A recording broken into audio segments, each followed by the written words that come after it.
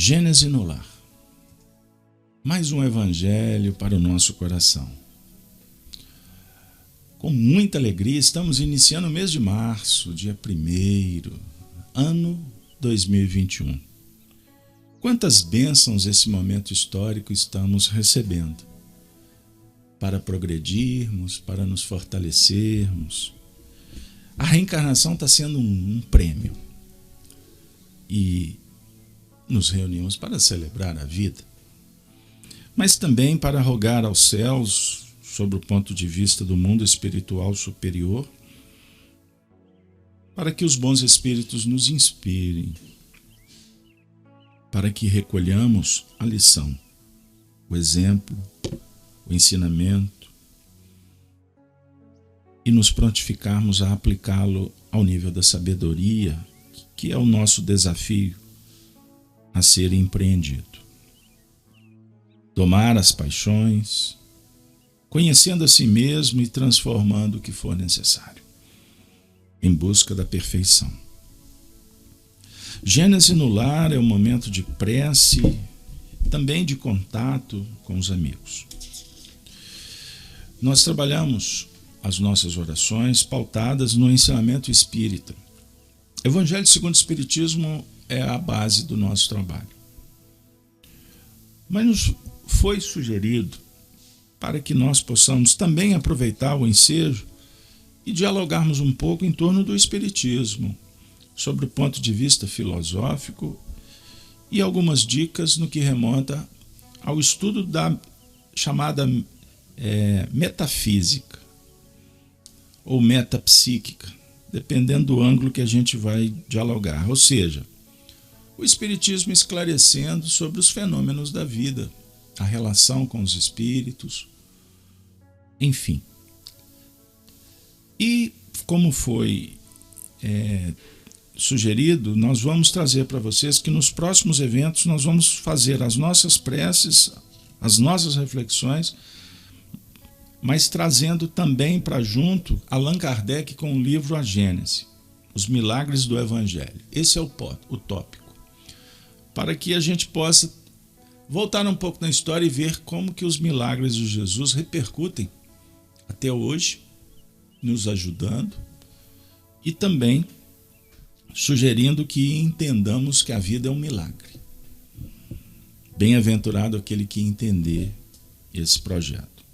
Então hoje teremos um momento um pouco diferente, porque eu tenho que, didaticamente, cumprir uma tarefa, que é inaugurar o diálogo com uma explicação para que todos possam compreender o que será feito nos próximos encontros. Então nós vamos abrir o livro A Gênese, os Milagres e as Predições segundo o Espiritismo. A abertura hoje trazemos Kardec no item 1 desse capítulo 15.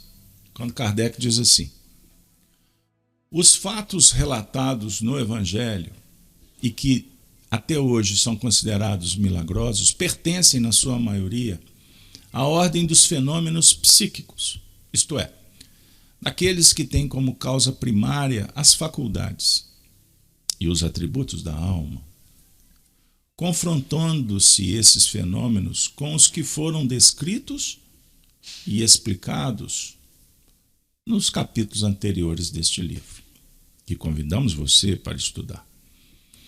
Reconhecemos sem dificuldade que existe entre eles uma identidade de causa e de efeito. A história registra fatos análogos em todos os tempos e em todos os povos. Uma vez que, desde que existem almas encarnadas e desencarnadas, esses mesmos efeitos forçosamente têm se produzido. Pode-se, é verdade, sobre esse ponto, contestar a veracidade da história. Mas hoje eles acontecem sob os nossos olhos e, digamos assim, à vontade, através de indivíduos que nada têm de excepcional. Apenas o fato de um fenômeno se repetir em idênticas condições é suficiente para se provar que ele é possível e está sujeito a uma lei não sendo, assim, milagroso. O princípio dos fenômenos psíquicos repousa, como já se viu, nas propriedades do fluido perispiritual, que constitui o agente magnético. Nas manifestações da vida espiritual, durante a encarnação e após a morte. E, finalmente, na constituição dos espíritos e no papel que eles representam sobre força ativa da natureza. Uma vez conhecidos esses elementos e comprovados os seus efeitos, eles têm, por consequência, fazer admitir a possibilidade de certos fatos que eram rejeitados enquanto se lhes atribuía uma origem sobrenatural. Agora o item 2, para concluir a apresentação. Sem nada prejulgar sobre a natureza do Cristo, cuja análise não entra no plano desta obra e do nosso diálogo no encontro Gênese, é considerando, por hipótese, somente um espírito superior. Não se pode deixar de reconhecer nele um daqueles espíritos de ordem mais elevada e que está colocado pelas suas virtudes muito acima da humanidade terrestre. Pelos imensos resultados que ela produziu, sua encarnação nesse mundo só podia ser uma destas missões, que são confiadas apenas aos mensageiros diretos da divindade, para o cumprimento de seus desígnios. Supondo que ele não fosse o próprio Deus, mas um enviado de Deus para transmitir a sua palavra, ele seria mais que um profeta, porquanto seria um Messias divino. Como homem, tinha a organização dos seres carnais, mas como espírito puro, desprendido da matéria. Devia viver mais da vida espiritual do que da vida corporal, da qual não possuía as fraquezas. Sua superioridade sobre os homens não resultava das qualidades particulares do seu corpo, mas das do seu espírito, que dominava a matéria de uma maneira absoluta, e da qualidade de seu perispírito, constituído da parte mais quintessenciada dos fluidos terrestres. Sua alma devia se ligar ao corpo por laços estritamente indispensáveis. Constantemente desprendida, ela, com certeza, facultava-lhe a dupla vista, a clarividência, não só permanente, como de excepcional penetração e muito superior àquela que se vê entre os homens comuns. O mesmo devia ocorrer com todos os fenômenos que dependem dos fluidos perispirituais ou psíquicos. A qualidade desses fluidos lhe dava uma imensa força magnética, auxiliada pelo incessante desejo de fazer o bem. Nas curas que fazia, ele agia como médium? Pode-se considerá-lo como um poderoso médium curador? Não, uma vez que o médium é um intermediário, um instrumento do qual se utilizam os espíritos desencarnados. Ora, o Cristo não precisava de assistência. Ele é que assistiu os outros. Em virtude do seu poder pessoal, ele agia por si mesmo, assim como podem fazê-los os encarnados em certos casos, e na medida das possibilidades. Por outro lado, que o espírito ousaria insuflar-lhe os seus próprios pensamentos e o encarregar de transmiti-los? Se recebia algum influxo estranho, só poderia ser de Deus. Segundo a definição dada por um espírito, ele era médium de Deus. Pois bem, amigos, amigas, você pode estar perguntando: mas será mesmo que temos que penetrar no livro Gênesis, uma vez que o Evangelho consola tanto a minha alma? Por quê? Porque Porque, na verdade, o Espiritismo ele não está resumido no livro Evangelho segundo o Espiritismo. Essa obra, ela representa de uma forma figurada o conhecimento que adquirimos pelo Espiritismo, que nos favorece o intercâmbio com o mundo que está para além do visível. Dialogar com os espíritos, nos aproximarmos das faixas superiores e, naturalmente, beneficiados, consolados, esclarecidos, como discípulos daquele que deu a vida pelo mundo, por nós, seremos por um movimento de caráter, porque a gratidão, ela dá a nota do caráter. Pelo movimento da bondade, da sensibilidade que favorece que nos aproximemos mais da fonte divina, nós descemos para o plano da terra, para a oficina do trabalho, para colocar em prática. E, naturalmente, quanto mais soubermos, mais capacitados estaremos para operar de uma forma mais eficiente, o que vai trazer mais qualidade para a nossa vida. Por isso, amigos, os bons espíritos nos envolvem nesse projeto pelas manhãs com o objetivo, além de nos auxiliar de uma forma terapêutica, eles estão convidando cada um de nós para que possamos, observem isso, para que possamos nos tornar trabalhadores eficientes desta mensagem. Pois quanto mais nos fortalecermos, quanto mais preparados nos encontrarmos, mais teremos recursos para sanear as nossas dores, para superar os nossos limites. Ah, mas eu gosto tanto quando Jesus fala para o meu coração, através das mensagens do Evangelho. Pois bem, fique tranquila, porque nós vamos falar das curas de Jesus. E vamos trabalhar cada uma destas como referências para tratar as nossas mazelas e também sugerir que saiamos para o mundo para semear as terapêuticas que favoreçam os nossos irmãos do caminho. Mas só a título de um comentário breve, porque o texto é muito claro nessa introdução.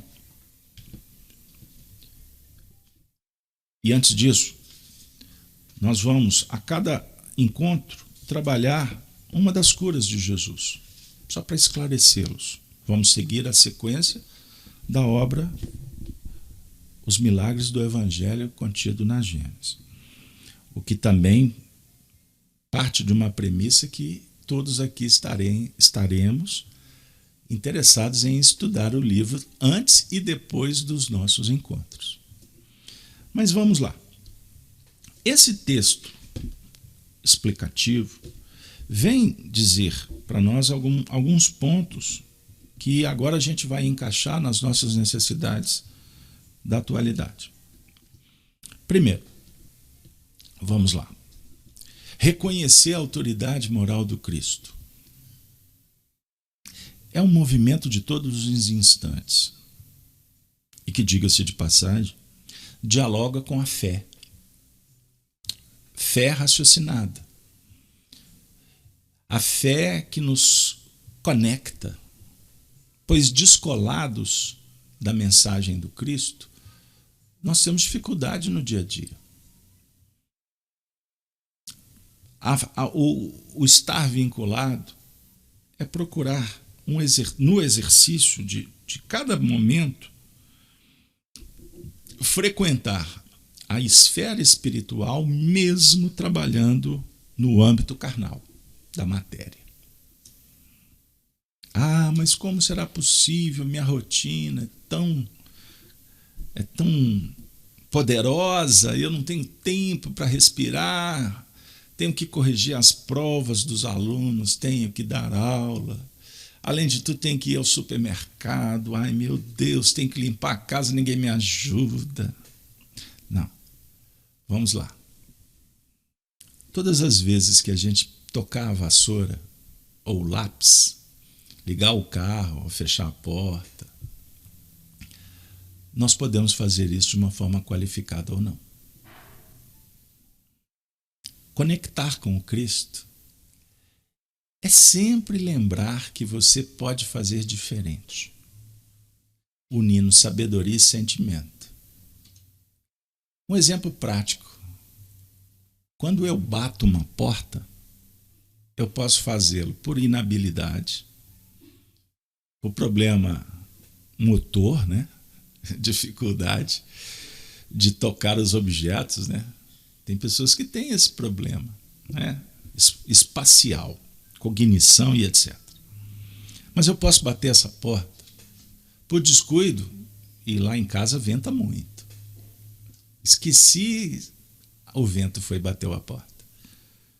Mas você pode bater a porta manifestando raiva, indignação. Este é o momento que nós podemos fazer luz ou treva.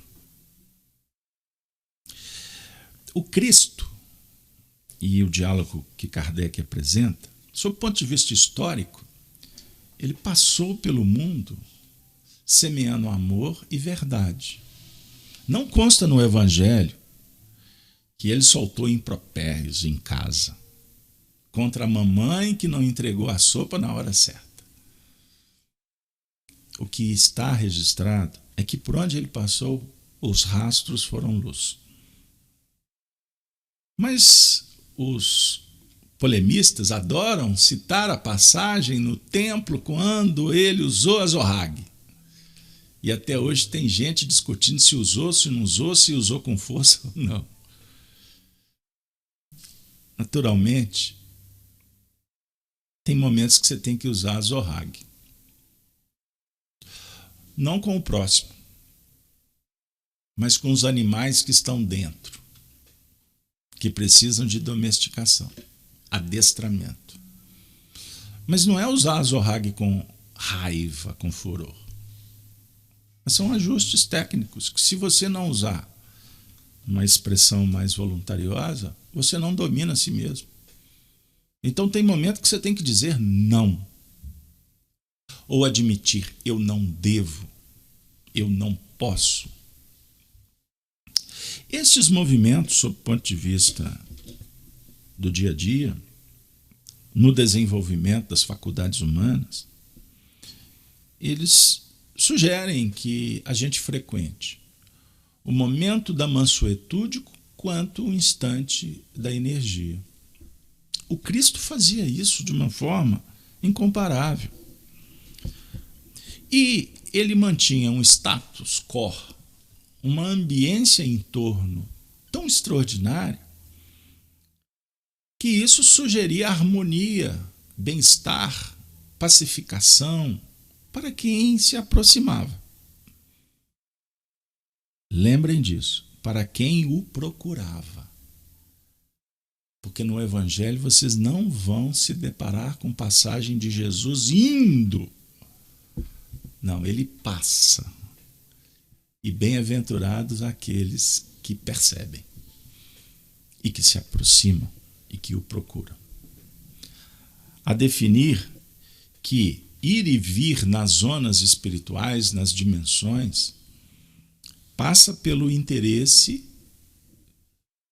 do viajor, sensibilizado, interessado com as coisas do espírito. Ele bate numa porta. Quando não, ele terá muitas outras. Fato é que a porta do Cristo é estreita,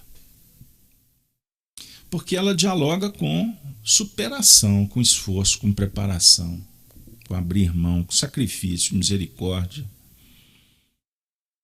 E grande parte da humanidade não está disposta.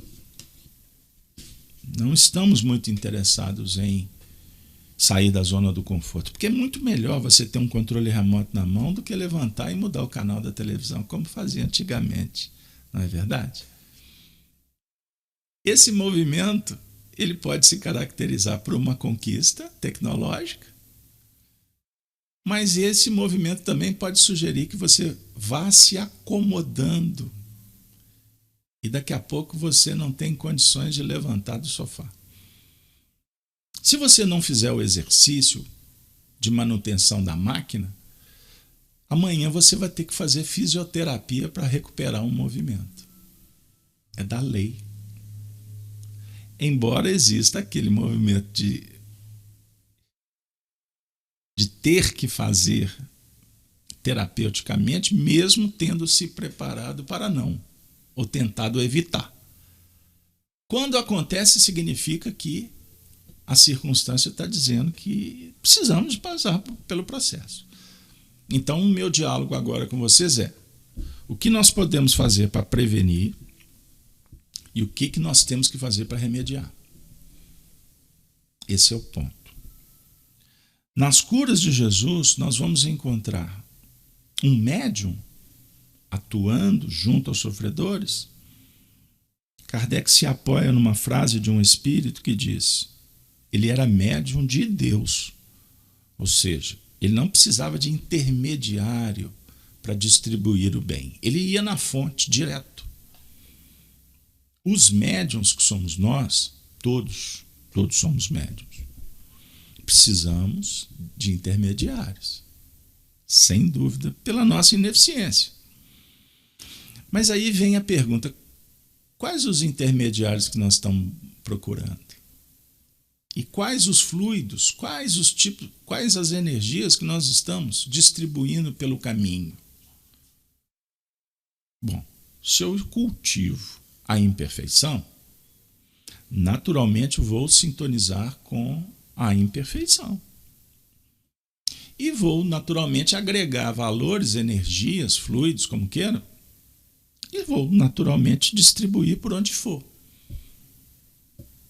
Então eu posso semear a paz, como eu posso semear o ódio, a intolerância, numa fala, num telefonema, numa mensagem. Quer um exemplo? Você recebe o WhatsApp. Lembram daquelas pessoas que mandam aquela mensagem? Você está no meio do dia, a todo vapor, de repente chega: você... Aquela mensagem que nem é adocicada com um bom dia, está tudo bem em família. Não, a mensagem já chega pronta te impactando. Tem horas que a gente fica assustado, não é verdade? Porque quem mandou a mensagem não pensou e não talvez tem consciência de que quando você bate na porta de alguém, você tem que se aproximar sugerindo o acolhimento e não obrigar alguém a te receber. Nesse simples exemplo, nós podemos dar o tom da conversa e qual será o resultado. Se um diálogo começa nos termos da violência, do desrespeito, da falta de educação, como que ele pode terminar bem? Costuma demorar um tempão para no final você falar assim: que bom ter conversado com você.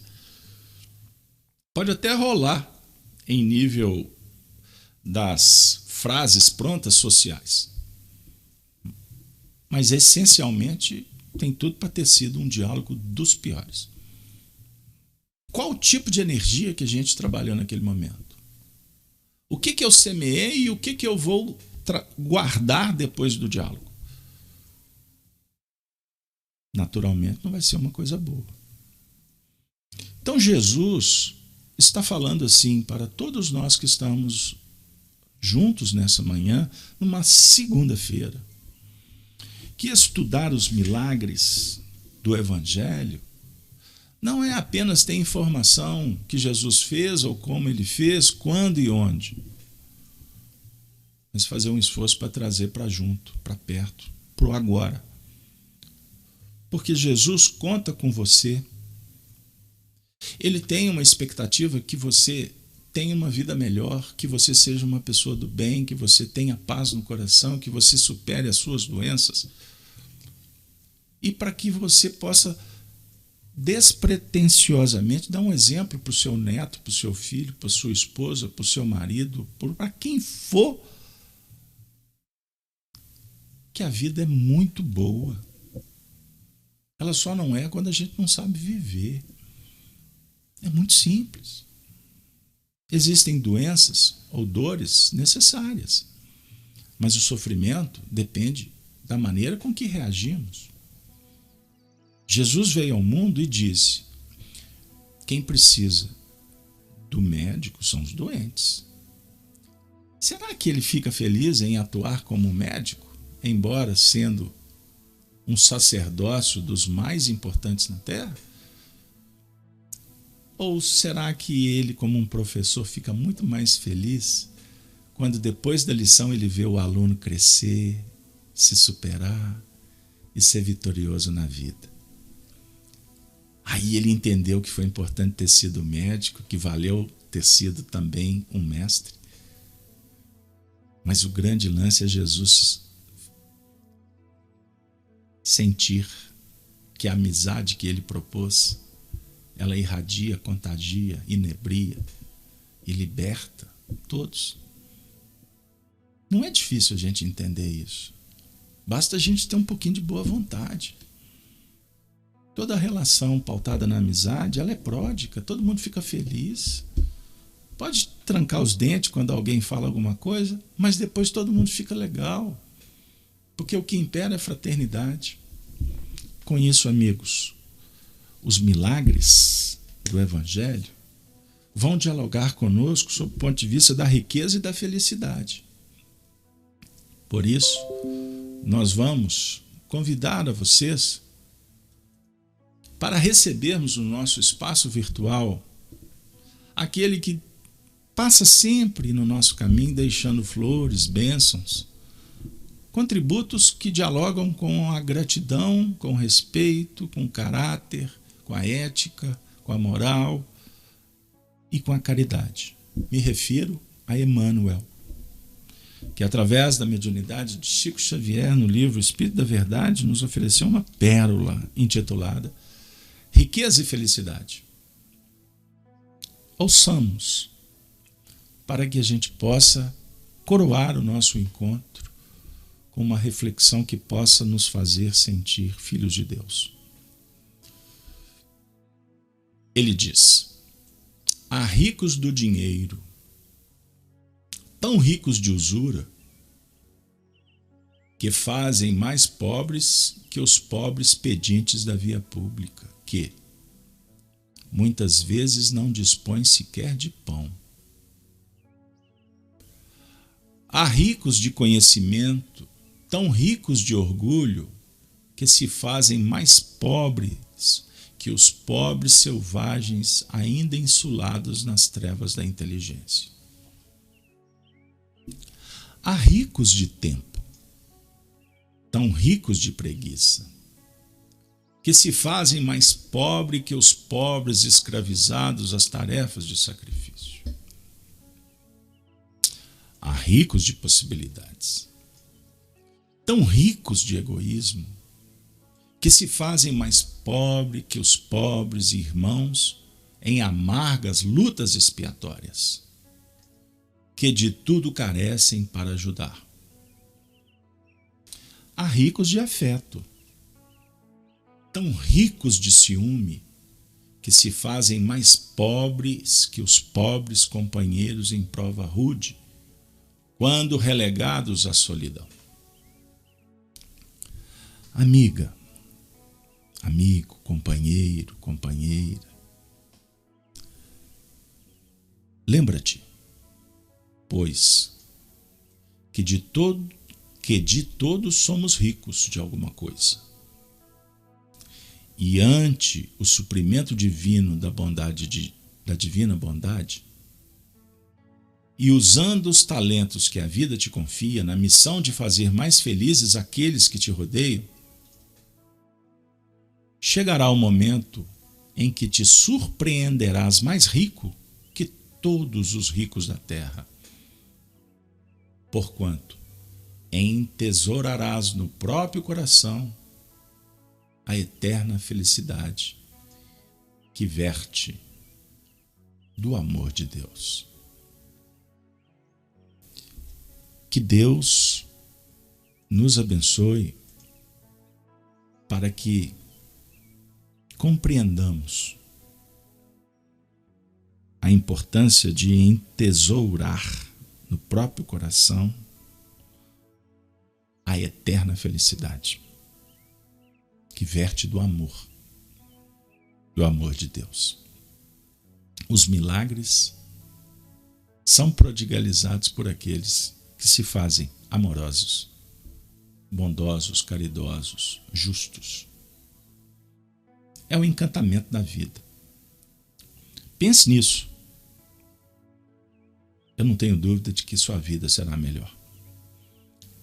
E que o nosso trabalho vai se engrandecer cada vez mais. E que todos os espíritos que estão conosco nesse momento, os superiores, os iguais e aqueles que estão em sofrimento, possamos ter a certeza de que a lei do progresso é inderrogável. E bem-aventurados são aqueles que buscam se libertar, sintonizados por essa engrenagem e por essa marcha que devemos empreender como verdadeiros construtores de um mundo melhor. Ave Cristo. Os que aspiram à glória de servir em seu nome te glorificam e saúdam. A frase pronunciada pelos cristãos dos primeiros tempos. Ave Cristo.